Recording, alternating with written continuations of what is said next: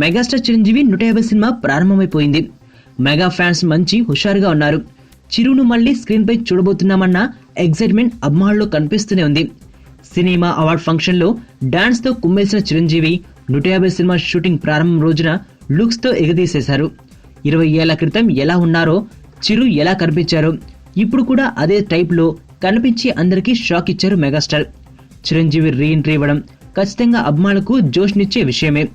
అలాగే mega family members ఆనందించడంలో పెద్ద విశేషం ఏమీ ఉండదు. మరి ఇండస్ట్రీ జనాలు ఏమనుకుంటున్నారు? టాలీవుడ్ జనాల ఆలోచనలు ఎలా ఉన్నాయి? పాతరం హీరోల సంగతి తెలిసిందే కాబట్టి న్యూ జనరేషన్ ఫీలింగ్స్ ఎలా ఉన్నాయి? ఇలాంటివన్నీ ఇప్పటివరకు ప్రశ్నలే, కానీ ఇప్పుడు దీనికి ఆన్సర్ వచ్చేసింది.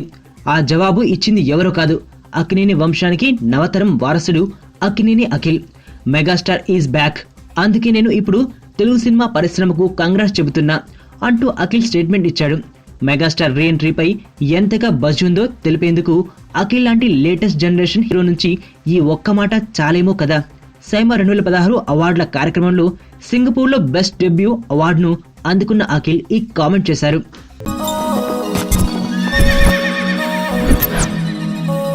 మనకి ఎవడన్నా సాయం చేస్తే మన వాళ్ళ లైఫ్తో వ్యవసాయం చేస్తాం.